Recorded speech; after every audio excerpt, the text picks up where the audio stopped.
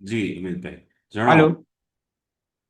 હાલો. તમારો experience share કરો અમિતભાઈ. અવાજ આવે છે મારો?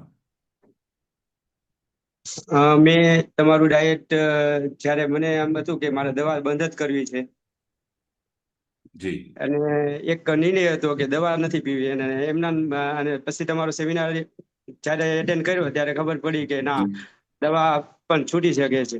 એટલે એ માટે થઈને ફૂલ કોશિશ કરી કે વોકિંગ, એક્સરસાઇઝ અને તમે જે ત્રણ બાઉલ કીધા હતા એ કન્ટિન્યુ કરી. અને ડાયાબિટીસ મારે પેલા 3 ટીકડી આવતી હતી, ત્રણેય ટાઈમ એક એક ટીકડી લેતો હતો.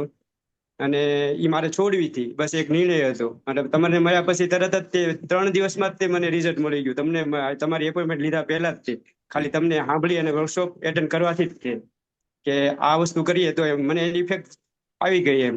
અને પછી તમને મળ્યો ત્યારે તમે કીધું કે તમારા માટે તો હાવ ઈજી જ છે એમ.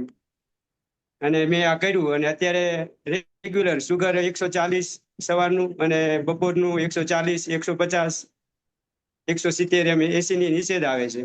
અને ત્રણે ટાઈમ ડાયટ અને એક્સરસાઇઝ ફોલો કરું છું. રેગ્યુલર કેવી રીતે કરી શકો છો? એટલે કંઈક તો આમાં થતું હશે ને, મગજમાં વિચાર આવે, કોઈક એવો વિચાર આવ્યો હશે, કંઈક એવું બંધાણું કેમ કે ભાઈ તમે રેગ્યુલર કરી શકો છો? સેમિનાર, વર્કશોપ બધું બરાબર છે, પણ અંદરથી પણ ઈચ્છા શક્તિ થાવી એની પાછળ કંઈક કારણ હશે તો થતી હશે, કારણ કે આમાં ઘણા નથી થતી ઈચ્છા શક્તિ. ઘણાને વિચાર આવે બસ પણ કરી નથી શકતા. બસ મનમાં હતું કે દવા છોડવી છે એમ. દવાને, ટાર્ગેટ. યસ. હા એમ, દવા મુક્ત ટાર્ગેટ. થવું છે.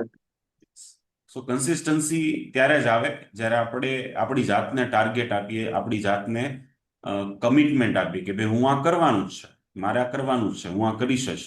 અને જ્યારે એ બંધાય એનાથી, ત્યારે જેમ આપણા તમામ મેમ્બર્સને આજે આપણે સન્માનિત કરીએ અમિતભાઈની જેમ, તો એ પ્રમાણે પરિણામ મળતા હોય છે. તો લેટ્સ હવે big hand for the Amitbhai. Thank you so much Amitbhai. આવી જ રીતે તમે બધા માટે ઇન્સ્પિરેશન રહો. ખૂબ કહેવાય ને કે જલ્દીથી તમે, ઓકે, સ્વાભાવિક છે થેન્ક કે યુ. રોગમુક્ત થવાના છો. આભાર.